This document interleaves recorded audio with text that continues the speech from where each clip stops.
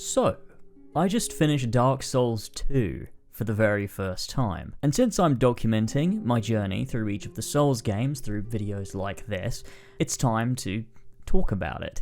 If this is the first one of these videos you're tuning into to hear what I have to say about Dark Souls 2, then I've done the same for Dark Souls 1, and we'll be doing the same for Dark Souls 3, Sekiro, and Elden Ring, because I've already played Demon's Souls and Bloodborne. I talk about my history with the Souls games in that first Dark Souls 1 video, so I won't rehash it here and discuss what I have played, haven't played, have finished, haven't finished, how I got on, etc., because you can go and check that out in the first video. I covered my bases. I'll leave a link in the description to that first video and the playlist for my journey through the Souls games if you would like to, I don't know, watch all of them when they're all out. You might be watching this video when in 3 years from now when I've finished them all, and so you might want to watch what did you think about Dark Souls 3, and you don't have to go searching for it. The playlist is, I'll link it down below. And because scripting takes a very long time, these videos are off the cuff. I have some notes, and I obviously have my thoughts in my head, and I'm going to edit it together into a commentary like this. A lot of the times when I do this, people don't realize it's not scripted, which is a pretty big compliment, I have to say. But I want to be transparent that it's not scripted, so these thoughts are a lot more casual, a lot less formal, and things I'm not necessarily completely married to. It's more, how do I feel coming out of this game? And it's a bit more than that. My brain works analytically and critically, so I feel like I have more to say than just, it made me feel nice, or it made me feel bad. So, you know, I have depth, I hope. I don't make a lot of unscripted things on this channel anymore, and so it's nice to do one every once in a while. Where I do a lot of unscripted stuff, though, is on Patreon. Thank you to my patrons for helping support this video. I wouldn't be able to do this without you. Not this specific video. I probably could. My other stuff. I couldn't live without you. Literally. I would have ended it all. I've gone hollow. I would have gone hollow. I took a long break from Dark Souls after Dark Souls 1. I loved the game. I had such a good time with it. If you've seen that video, you would know. I thought it was very unique. It finally clicked for me. Everything was just such a joy. Except for, I felt that Ornstein and Smo fight was a little bit bullshit in places, and I apologize. Retroactively, I deeply apologize for the people I upset. I'm really sorry. I didn't mean it. It's great. It's a great fight. No, I have no criticisms. But I finished that in January, and it's now June. So it's been a while since I played Dark Souls 1. I did a lot of other things, I worked on some other projects, and I came back refreshed to jump into Dark Souls 2. I didn't want to be comparing Dark Souls 2 to Dark Souls 1 because I know the perception around this game. I know people kind of don't like it very much, despite the fact that it had a great critical reception on launch, and still does have a good critical reception. It feels like well, no, maybe not casual players, but people that just play games in general that aren't critics tend to really not like it all that much, which is something that I knew going into this. And so I left it a while because I didn't want to be comparing it to Dark Souls 1. I wanted to give it a fair crack to see how it would hit me just in a vacuum. Still compared to the other Souls games, obviously, but a bit less close to Dark Souls 1. I also played the Scholar of the First Sin version because I don't physically know if you can play the original one. Maybe you can. I didn't try very hard to look, and I didn't want to get it on like an Xbox 360, so I just, got the one on Steam that popped up, and I think it was like on sale at the time too, so it was like double, like I wasn't going to search, but I was just like, I'll get the super cheap one. Some people have said it's not the best first version to play, and it does have a few differences, like it includes all the DLC, which I didn't actually touch.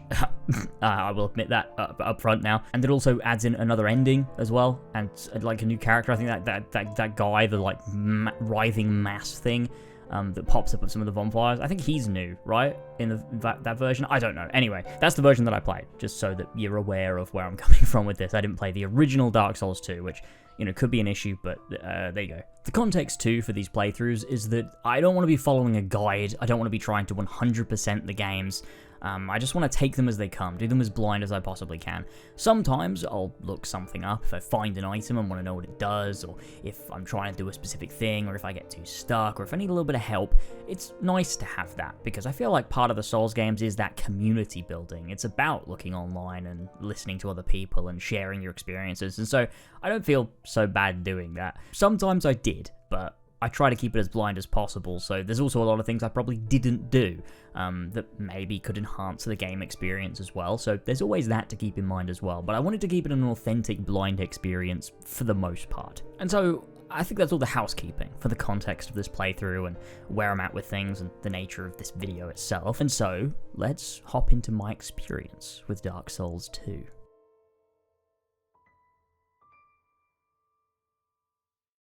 But first, a big thank you to Surfshark VPN for helping support the channel. If you're somehow living under a rock and don't know what a VPN is by now, let me give you the rundown. A VPN is a virtual private network. It keeps your privacy safe online by covering up everything you do on the internet. When your device connects to the internet, all of your information is encrypted. Your location and identity become obscured, which is doubly useful when using public Wi-Fi. But on top of keeping you more secure online, it also gives you a wider access to the internet. Me being from the UK means there are a ton of regional versions of websites that exist outside of the UK. For example, I know Godzilla Minus One, an absolute masterpiece of a film, is available on the Canadian Netflix, but isn't in the UK. If you use the VPN, travel virtually to Canada, and then try again, boom, there it is. Thank me later. If you haven't seen this movie yet, you absolutely need to. This feature is ridiculously useful. It can help you to get better deals with shopping, looking for travel prices. It's a service that comes in handy all the time. And what's better is you only need one subscription and you can use it on unlimited devices. Your phone, computer, tablet, laptop, all at the same time, all under one subscription. And you can share that one account with all your friends and family. It's super convenient, and all that sharing makes it unreasonably affordable. And on top of all that, if you use my link in the description with code LazerzZ, you get 4 months completely free, which is an insane win in my book. Plus, they offer a 30-day money-back guarantee, so there's absolutely no risk in trying it out. Check it out, it can't hurt, and I think it's well worth it. Thanks again to Surfshark VPN for sponsoring this video. Overall thoughts on Dark Souls 2. If I had to say up front, do I think it's good or bad? I'd say it's good. I don't think the game is bad. At all, actually. I think it's an incredibly competent game with a lot of intentional artistic design choices, both narratively and mechanically. I think there's a lot of things this game does that it does better than Dark Souls 1. I think there's a lot of things it does that it doesn't do as well as Dark Souls 1 and the other games that I've played, like Bloodborne, namely. But I liked it. Overall, I had a lot of fun with it, and I enjoyed the overall experience. I think more than a lot of people tend to. We'll get into the specifics as we go, but in a general sense, I enjoyed Dark Souls 2. I posted on Backlogged when I finished it and gave a little mini review where I said that this isn't necessarily something I would say everyone needs to jump on, because there are better Souls games, I feel. And I feel a lot of my enjoyment of Dark Souls 2 came from the fact that I had played those ones. So I had a base understanding of how these games are supposed to play, so I could appreciate the way that Dark Souls 2 plays with it a little bit, especially the way that it flips things from Dark Souls 1, and I enjoyed the difference there. In a lot of ways, it reminds me of Final Fantasy 2, a game that was so different from the first that it got a lot of hate when it originally came out in 1988. And so when the third game came out, Final Fantasy 3, surprisingly, they backpedaled on a lot of the things they changed in Final Fantasy 2, and Final Fantasy 3 mimics, in a lot of ways, Final Fantasy 1. It's a lot more deep in its mechanics, and it's got a bigger world, but it's very much a spiritual successor to the very first Final Fantasy, whereas Final Fantasy 2 is very different in how it approaches things, with its leveling system and the way its narrative functions and its characters, and I find that similar in Dark Souls 2. There are a lot of things that are similar in Dark Souls 2, both narratively and mechanically and design-wise, but it often subverts and flips things in ways that make me go, oh, that's actually quite interesting, and I appreciate that. But I do think it was walked back on probably in Dark Souls 3. I can't know as I haven't played that yet, although I'm planning to play it relatively soon, I think. I wanted to get this commentary done because I kind of just want to jump into Dark Souls 3. I really just kind of want to play some more. But to my knowledge, Dark Souls 3 is more of a spiritual successor to the very first Dark Souls, whereas Dark Souls 2 is a little bit more experimental, which that is good in its own right, but I do appreciate what Dark Souls 2 was doing. The build I went for in this game, which is how I play all games of this nature, is to be a very nifty, nimble guy who dodges around real quick, moves real fast, and has a little small sword that can do real fast attacks. That's my favourite way of playing anything. I think it was instilled in me from my love of the first Assassin's Creed, being this glass cannon of a character who can dodge everyone and take out loads of guys, but if they get hit, then they're going down, sort of thing. Very light armour, light weapons, but being able to dish out a decent bit of damage. That's how I tend to play things, and so that's how I played this game. I went with the rapier because it looked good, it looked pretty nice, and I googled like the stats so I could see like how it scaled and stuff with upgrades and decks and everything, so I could do that, and it seemed like a good choice based on what people on Reddit were telling me. So I was like, fuck it, cool, I'll go with this, I'll go with my gut, and we'll use the rapier. It was cool, I liked it, it was pretty good. I used a rapier for a little bit in Dark Souls 1, I'm pretty sure, and I traded it out because of how it worked, because of how when you do a R2, it's like a thrust forwards rather than a swipe. So if you've got a big, like, it kind of only works good against one guy, but I found it working a lot better in Dark Souls 2. I don't know why, especially because there are a lot more large groups in Dark Souls 2. But for whatever reason, I just found the rapier working a lot better. There was something about its moveset that just, I don't know, really, really gelled for me. And so that's what I went with.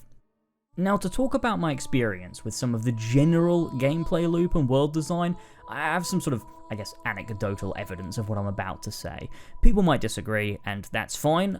Feel free to disagree. Let me know your thoughts down in the comments. But one of my biggest issues here is that some parts of the game design itself, the level design, the placement of enemies, felt a little bit bullshit. Like, the game was using gimmicks to unfairly kill me in circumstances that I couldn't have avoided unless I'd already played the game and knew it was going to happen. That happens in Dark Souls 1, but it's usually teaching you something that is consistent throughout the game. I felt that Dark Souls 2 would often teach you that something can happen at any point and you may die. What can happen? Physically anything at all times. And that's not a consistent lesson to learn, that's just unfair. And I'm not talking about mimics or the exploding crystal lizards. I'm talking about things like 5 enemies that would come out of a corner as soon as you went through a doorway that would just absolutely just obliterate you. And there's no way of avoiding that unless I knew it was coming, which means trial and error. It means you have to die to know how to deal with it. And I don't think that's fair to happen all the time. Or things like a guy who I didn't know was there, out of sight, behind a wall, behind some stairs, pulling a lever, or hitting a bell, I think it was, that spawns in 4 powerful enemies in a corridor in front of me. How was I supposed to know he was there? Even when the guys spawn, it's like, oh, there's a bell going, that is somewhere. I guess I'll go and find it, so that next time I come through this area, I don't have to deal with this. But it would have been nice to have that telegraphed in a way that I could have avoided the first time. It feels a bit unfair that you have to die to know these things, especially when there's no consistency. That's the key thing here. Another example I've got is a ghost that would hit you through a wall as you were climbing a ladder. There's no way you can physically avoid that. You just have to take the damage, which sucks because you couldn't have known it was coming and you have no physical way of avoiding that happening. You just have to do that. Is somewhere where you will always take damage, which just feels a little bit unfair. On top of that, things like enemies that can explode. There were a couple in some cells, and as you walk past them, it triggers them and they explode and can kill you through the wall. And it's like, is that really fair? I don't know.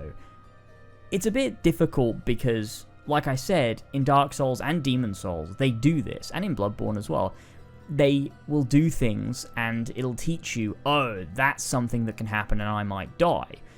Like with a mimic chest, for example. But then that's consistent. It's that every time you open a chest, it could be a mimic. And you can it telegraphs you because of the direction of the chain in Dark Souls 1. And that's why I'm not complaining about mimics here either. Mimics are telegraphed as well with the lock in Dark Souls 2. The issue I have is that it's inconsistent with what will and will not kill you and when you should and shouldn't be cautious. And so you're taught very early on, after dying to random things all the time, that actually you need to be constantly cautious all the time. And I think that hurts the pacing of your exploration through levels, because every time you enter a door, it's go in, duck, straight back out again. Try again and go back out, just in case there's a bunch of enemies that you're going to bait, because you don't want to die and lose all your souls and have to go back to the bonfire, and so it's easier to just constantly be cautious. In Dark Souls 1, and I remember a lot in Bloodborne, you'd walk around a corner and a guy would jump out. Sometimes they would jump out not quite close enough to you to hit you, sometimes they would, but they wouldn't do nearly enough damage to kill you. It would just be a bit of a shock,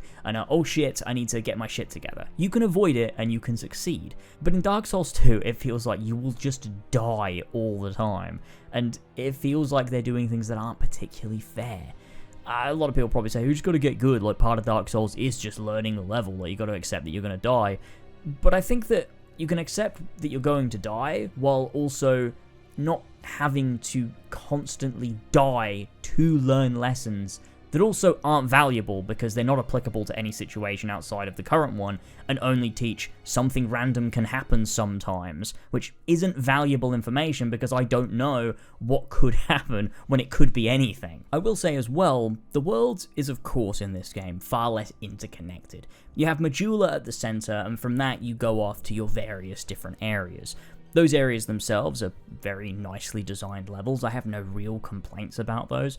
The only thing I would say is that there's not as many shortcuts, really, because, I don't know, there just isn't. There's a couple where you can sort of loop back round and stuff, and that's cool, but a lot of the times it's unlocking a secret bonfire closer to the boss to be able to walk back to that one every time you die. It's not like a shortcut that takes you from the bonfire to the boss through this cool shortcut that cuts out the main part of the level, which, I don't know, I found that novelty cool, and they obviously bring it back because it's in Bloodborne, but I found that odd that that wasn't the case. I also think it is sort of maybe lesser because of the fact that it's less interconnected, but at the same time there's an element to it that feels less cumbersome as well, because there were parts of Dark Souls 1 that felt a little bit tedious sometimes, when you had to run back through a level for like minutes at a time, going back through areas you'd already visited, and it wasn't just like a run back from a bonfire because you died, it was just because you physically had to do that because you could not warp, which felt, I don't know, a little bit cheap for no real value that you gained from that being the case. In this game, you can teleport to any bonfire from any bonfire, which is nice for ease of access, and I think especially in the game designed the way that Dark Souls 2 is, it had to be the case. You couldn't go all the way to the end of a boss, reach a dead end, and then have to trek all the way back across the world. That would be really, really silly. But in a lot of cases, you kind of had to do that in Dark Souls 1 sometimes. Not usually after a boss, because there would be a way that it would loop back round, you'd unlock some kind of shortcut that would take you back to Firelink. But there were some instances where it felt like you were trekking backwards on yourself, and the levels felt a bit weird going the other way at times, and I found that as well in Dark Souls 2. There were a couple times you sort of go backwards in certain instances, or at least I did, and I found that it was a bit odd that the enemies would all have their backs turned to me, and I kind of would be like backstabbing them and stuff, and it felt a bit weird and not quite right, but maybe that was my fault for just spawning at a bonfire and going back the other way to collect an item that I'd missed or something, so that's, I guess, not really a criticism at all. It was just like something I observed, I guess. What this does allow for, though, and I do think this is quite valuable, especially for a game like Dark Souls 2, is the scale of the world being completely incomprehensible. And I think people likely feel this is a bit of a flaw of its design, in that Dark Souls 1, everything is interconnected, and you can kind of see the map from different areas, and kind of like as you explore you reach areas you saw previously, and that's very cool. I like that, and it's this weird layered map that feels kind of impossible but also makes perfect sense, and I love that about it, and I think it's wonderful. But Dark Souls 2 doesn't do that.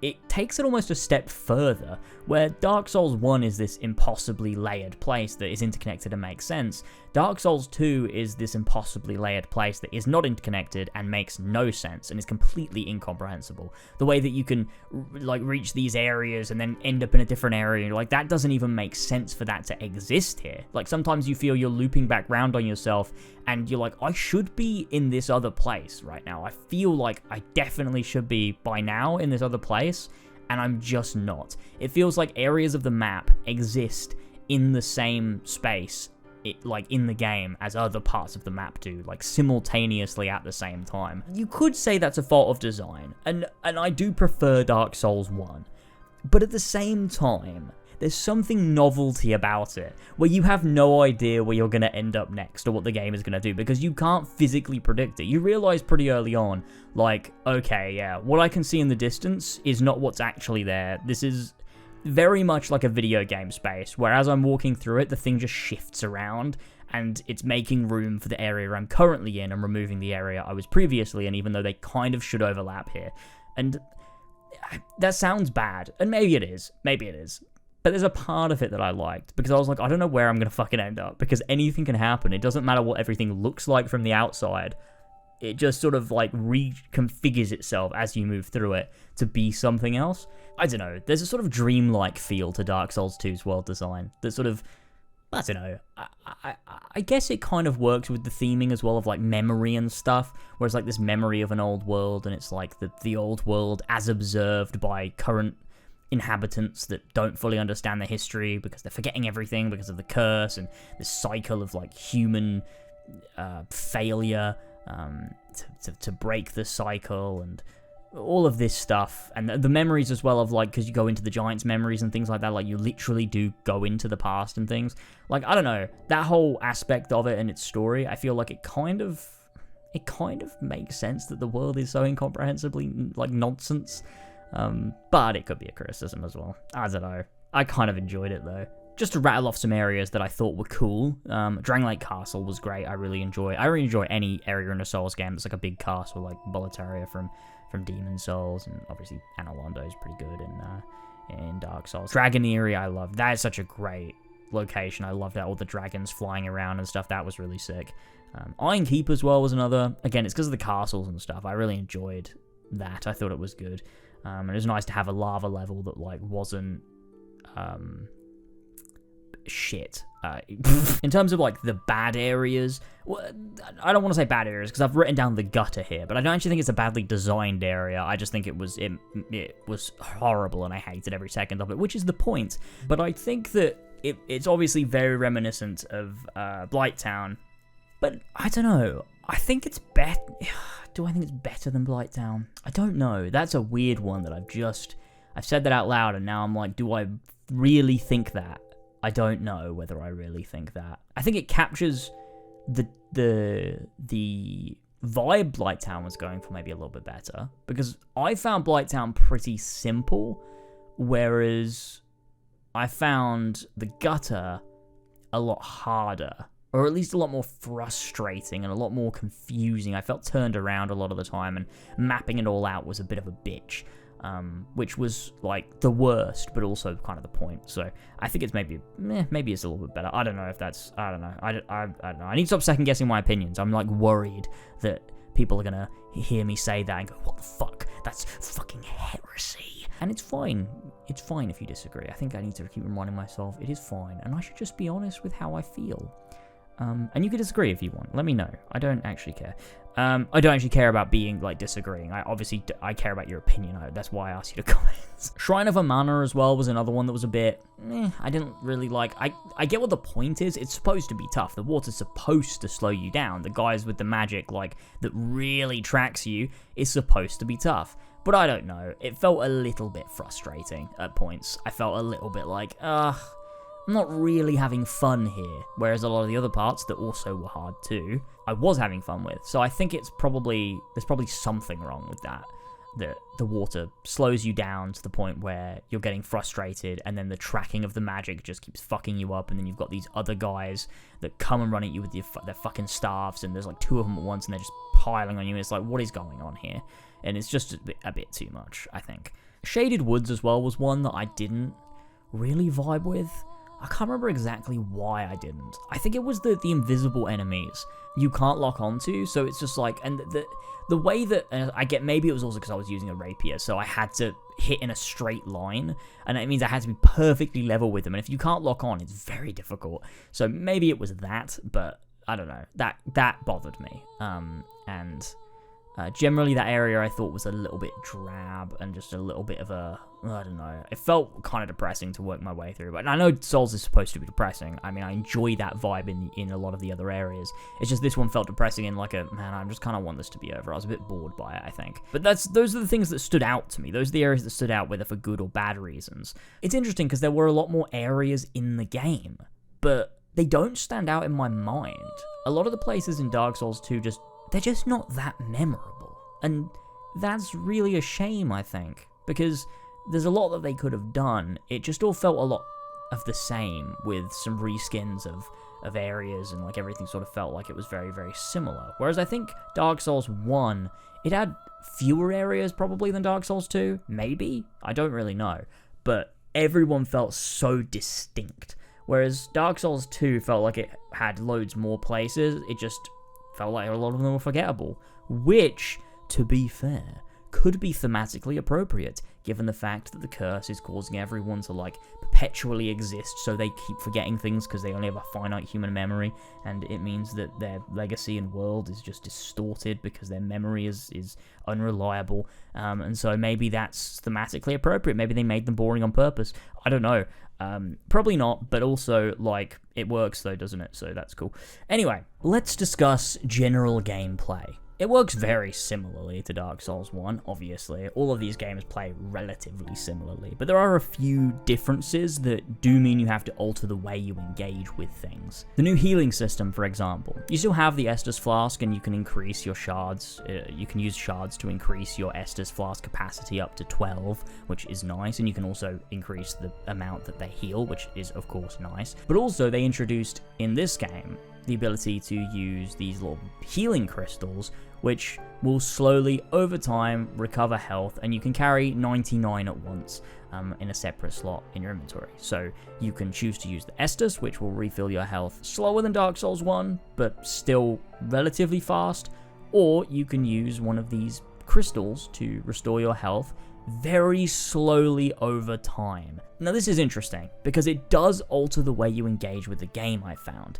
I found myself using the crystals a lot more in regular combat as I was getting through a level, and then using the Estus Flasks during the boss fights.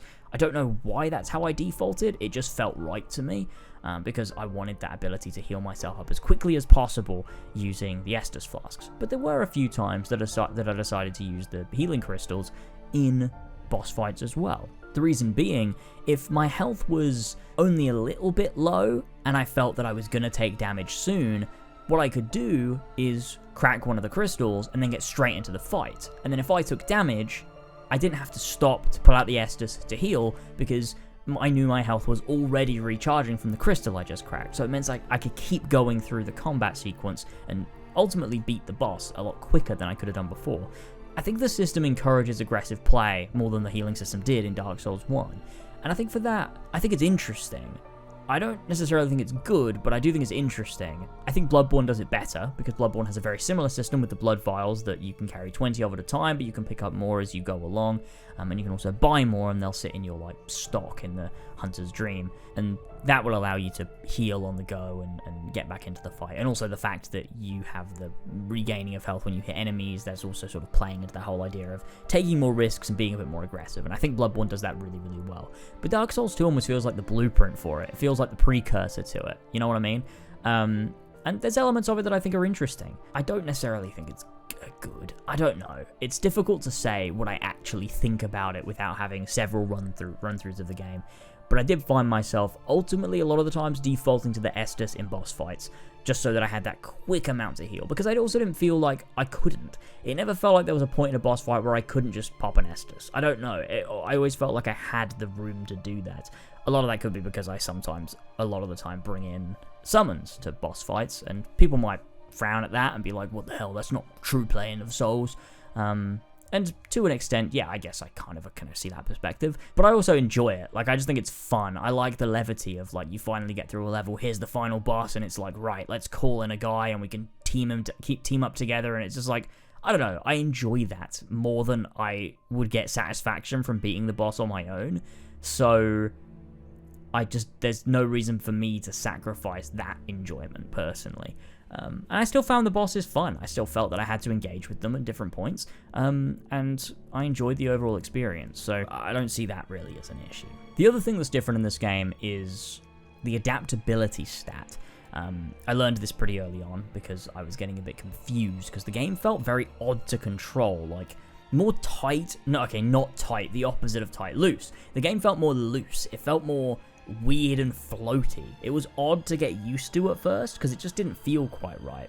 But as you level up your adaptability, which I discovered, and get your agility to at least 99, it plays a lot similarly to Dark Souls 1, especially with regards to invincibility frames.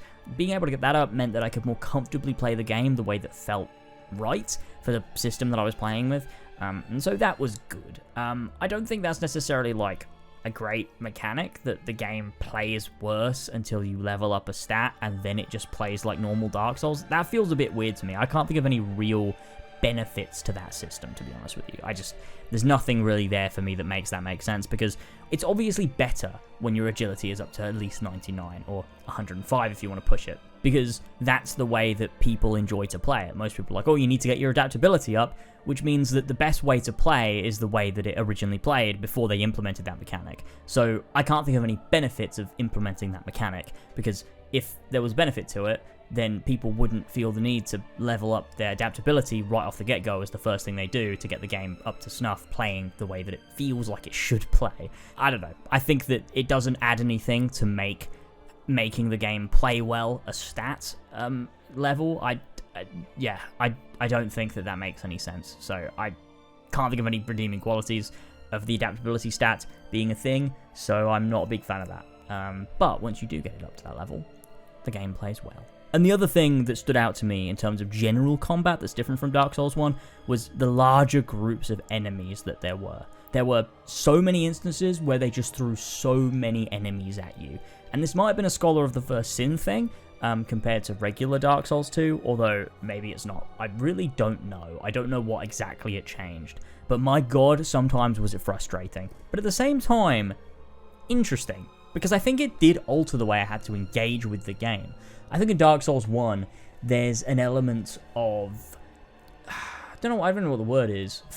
Focus, but linearity too, in the sense that a lot of the times you're funneled through a corridor.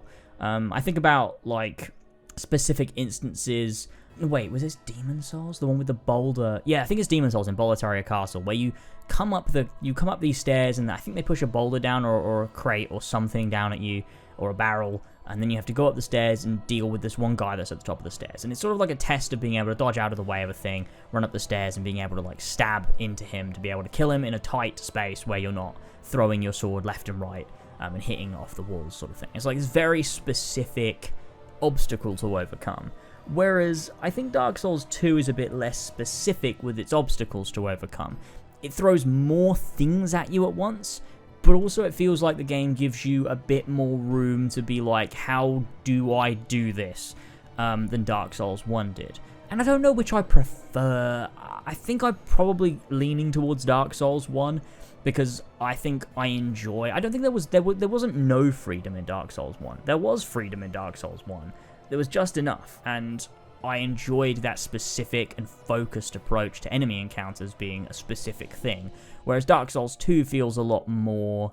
There's a bit more player agency in there, but it's a bit more random. It feels like you sometimes enter a room and you'll be greeted with 8 different guys coming at you, and it's like, right, time to use my space, use the environment, distance myself, crowd control, maybe back into a corridor so they all come in single file, use my rapier's pierce attack to just stab forwards and take out a few at once. It's trying to deal with the scenario in the best way you feel you can with your skill set, which does improve your character building, because it means the way that you build your character, the weapon you use, the moveset that you master, all comes into play when dealing with enemy encounters. So, like I said, with my specific rapier, I knew that if I funneled them into a small corridor, I could take out a large group at once, which is interesting as a gameplay mechanic.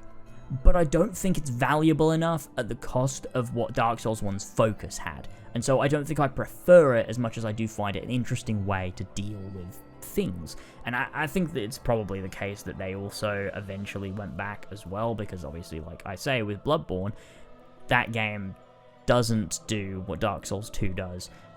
It often does more so what Dark Souls 1 does. Although there are certain instances where it does drop you out in a large area with a bunch of enemies, and there is a sense of you having to sort it out as well. I think it has more of a balance. Whereas Dark Souls 1 is very heavily one way, Dark Souls 2 is very heavily the other way. So, I don't know. That's just something else I observed and noticed, and I guess I can't conclude whether it's good or bad necessarily, but that was my experience with that. And in terms of general boss fights, I found these interesting because they do differ quite a bit from Dark Souls 1, at least in the way that they're approached. My favorite bosses in Dark Souls 1 were the ones where you were just one-on-one with a guy. It's the same I've always felt about boss fights in a lot of things. Kingdom Hearts, for example, my favorite bosses are always the ones against the organization members. I love fighting the guys that are just on your level. They're super powerful and have great attacks to overcome, but they're just a guy with a normal moveset. Whereas when you fight the big monsters, it feels a lot more like you're just wailing on a big mass. And the same, I think, applied to Dark Souls for me. It's a reason why I feel Artorias was the best boss fight in Dark Souls 1, because there's just something about that specific moveset of a guy, just a knight in armor with a sword, swinging at you, and you've got to deal with that moveset. Whereas when it's like a giant, beast, it feels a little bit more random. Even if it is specific, it doesn't feel like it is. It feels like you are just sort of dodging out the way of a giant, body slam, and then you come into this, area, and sometimes you can get under their legs and just kind of hit their feet, and it feels a bit like you're cheating at times. And so, I have to say, I'm not completely mad at Dark Souls 2 making most of its boss fights just a guy. I feel like it's kind of a benefit, to be honest.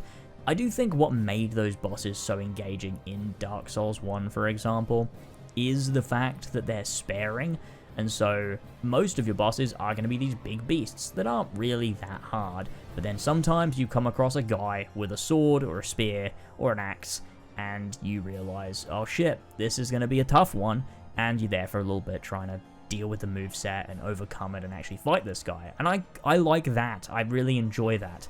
I think it cheapens it somewhat when every boss is just a guy, because also most of them weren't even hard. Most of them were quite easy. And so I found myself feeling a little bit underwhelmed with it all. Because at first, when I come across the guy who's just Ornstein but silver, I was like, oh my god, this is great. And then I beat him super quick. And I was like, oh, okay. And then you move on and you do more and more and more. And you're like, oh, I'm beating them all really, really fast. And it felt like I never had a chance to learn their moveset because I was killing them too quickly. And I think that's what the balance of Dark Souls was that most of the bosses were pretty easy, big monster things. But then when you came across a guy that was just a dude in a suit of armor, you realized it was going to be a tough fight, and it usually was. But in Dark Souls 2, it becomes a little bit old pretty quickly, and they're not that challenging. Maybe that's just me getting more used to the Dark Souls games, and so I'm not finding it too hard. Maybe I finally got good. But still, I don't know. Hopefully Dark Souls 3 provides a little bit more challenge, because I did find myself pretty much breezing through Dark Souls 2, to be honest. The story and themes of Dark Souls 2 are pretty interesting, because a lot of it is a retread of Dark Souls 1, but in a different context. It's not just doing Dark Souls 1 again, it's doing Dark Souls 1 again with purpose, and I found that to be pretty interesting. This time around, I did a little bit more of some of the NPC-related stuff. I didn't do all of it, I don't know how much exactly that there is, but I did do Lucatiel's storyline, and I found that to be a really poignant and interesting exploration of the curse through an NPC character. Having her try to remember her purpose for why she came here, as well as a lot of the other NPCs feeling that way too, and then slowly seeing her memories slip from her as you get further and further until she's just sort of this broken character when you meet her later on at the very end. And that's it. That's the last time you see her, and she's kind of lost herself. And that's sad, it's tragic, and it's painful to watch as you get to know this character, but she gets to know herself less. I found it pretty devastating, to be honest. And the same goes for how they represent Vendrick. I really thought that was powerful. Over the course of the game, you learn about this king who lost his way, and you, with the pretense of Dark Souls 1, assume a Gwyn-like character. But when you finally get through the castle and the dungeon and all of that stuff, and you come into this area where the king is after beating his bodyguard or whoever it is outside, you come in and it's just this fucking husk just wandering around, just trailing a sword aimlessly around this area. It's not even a bot. Well, it is. You can fight him. I did do that. I don't have footage of it because I don't have footage of the whole ending of the game because I fucked up, and I think I exited out of the game.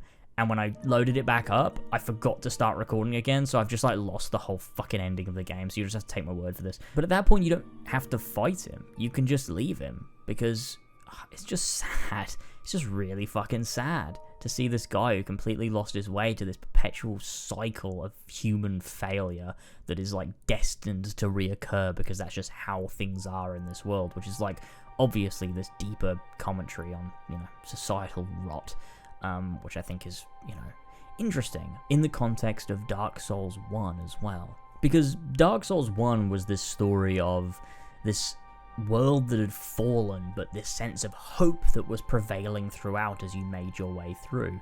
Dark Souls 2 is a hell of a lot more bleak, and that works as the middle entry in a franchise, because that's what trilogies should be like usually. The middle game here, Dark Souls 2, it takes the themes of Dark Souls 1 and says, what if there was no hope actually at all? What if the hope was misplaced, and actually everything you fought for in that first game was all for absolutely nothing? Because at the end of this game, you get a choice again. In the original game, I believe there was just one, which was to sit upon the throne. That was your ending, and it was you could either relink the bonfires, relink the flame or whatever, which was at the end of the first game, or perpetuate the Age of Darkness, which was the Age of Men. In this game, you can choose to do another option. Either you can do that original one, sit on the throne, and, you know, vaguely have those two choices that you don't actually get to choose. They just are the two potential choices of the main character. Or you can break the cycle and forge your new path, to leave, to walk away from it all and decide, actually, I'm going to see if there's anything else I can physically do outside of this endless cycle, to break the cycle and walk away, which I think that's the one that I picked because it felt right. It felt like there was no way I was going to sit on that throne and just leave my character to the same two options that I had in Dark Souls 1 that led to this world existing the way that it does. No different from Dark Souls 1. I decided to walk away and allow my character to live outside of the cycle that has existed for, you know, as long as anyone can physically remember. Because ultimately, it doesn't matter which ending in Dark Souls 1 you picked. Whether you relink the fire or whether you choose the Age of Darkness, the same thing happens. The cycle perpetuates. It is the same endless cycle of futility, and that's what Dark Souls 2 says.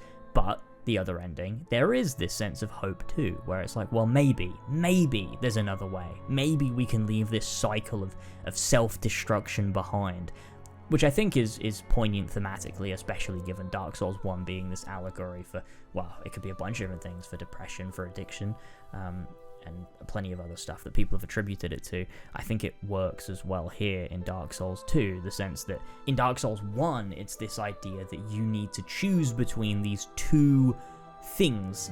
Do you relink the fire, which is, you know, trying to cultivate the current way the world is, or do you choose the Age of Dark and dismiss it all? But Dark Souls 2 actually says no, those two choices are the same choice. Those two choices are the system of the world that they live in. It doesn't matter which choice you pick, it leads to the same outcome. The choice isn't the thing, the choice is what it is supposed to be. That's it functioning properly. There is always supposed to be a chosen undead that rises and does all this stuff and chooses one or the other, and then it'll happen all over again. That's what keeps happening. And so in Dark Souls 2, the other choice you can do, which was added in the Scholar of the First Sin, is to say, fuck it, I will not submit to the system that has kept this place in perpetual darkness for this long, and you'll go off and try something else, which I think is meaningful. I really like that as an ending, to be honest with you. I don't know how people generally take to it, so maybe I'm completely wrong, and maybe everyone else is like, no, I hate it, original Dark Souls 2 was better, or I don't know, whatever, but that's how I found it, and I really, really liked that about it. And so overall, I felt that Dark Souls 2 was this exploration of a land just that was so bleak and just filled to the brim with just darkness and tragedy, and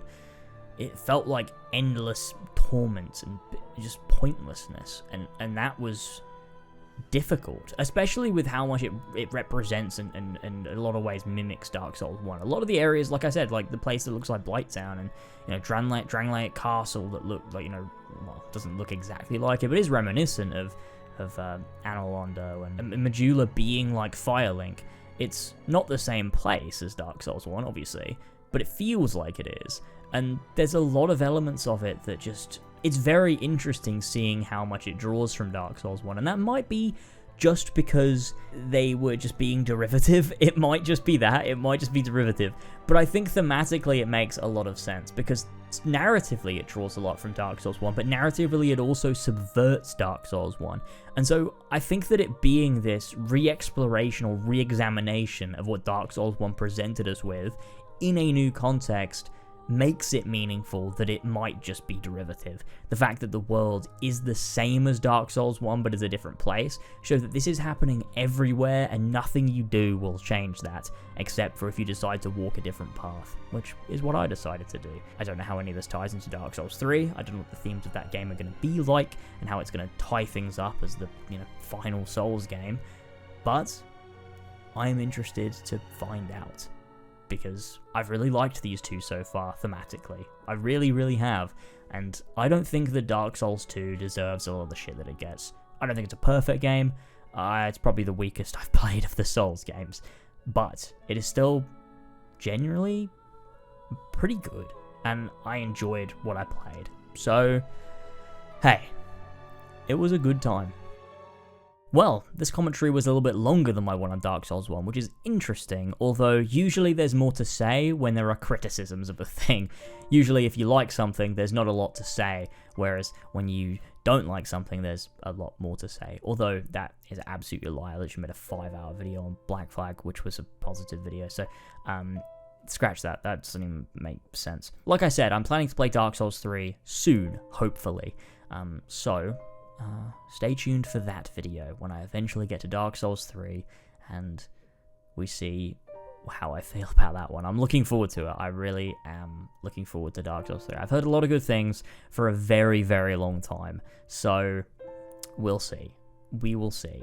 I'm excited for it. I really, really am. As always, leave your comments down in the comment section below if you agreed or disagreed or have your own thoughts. I'd be happy to hear it all. It'd be very interesting to listen to whatever everyone else has to say. And if you haven't already checked out my previous video, I'd really appreciate if you did. All the comments in that video were so fucking nice. It was the nicest comment section I've ever had, and it made making that video even more worth it. It's my favorite thing I've ever made, and I'm really, really appreciative of the support on that one. Truly, it means the absolute world to me. I wasn't expecting it, to have a response that warm for something that meant so much to me. So I really appreciate that. Thank you so much. And I plan to make more stuff like that down the line in the future. So thank you so much. And of course, thank you to everybody on Patreon. I already thanked you at the start of the video, but I'll thank you again here. I couldn't do this without you. If you want more videos or more commentaries or anything, just more stuff, I do a lot on Patreon. I've spent the last over 12 months, like 16 months now, building that thing up to be something I'm really proud of. So if you enjoy the stuff that I make here and you want something extra, if you pledge to Patreon, there's so much for you to get your hands on. There are various different podcasts, a whole backlog of stuff me and Tyler did for 5 years. There's Jazz Lounge, where I talk to different creators and people in the industry. There is a bunch of exclusive videos and stuff that I decide to do off the cuff. There is commentaries on new movies, TV shows, video games that I don't post here on YouTube, where I just talk at length about something, sort of like a spoiler cast, but it's a structured thing with where I've made notes. And every time I post a major project here, an edited project, I post a companion video over on Patreon. For example, with my Spider-Man retrospective, I made one on the DLC. For my Black Flag video, I posted one on Freedom Cry. For my Watch Dogs video, I posted one on Bad Blood. And for my Homesick video, I posted one on Minecraft.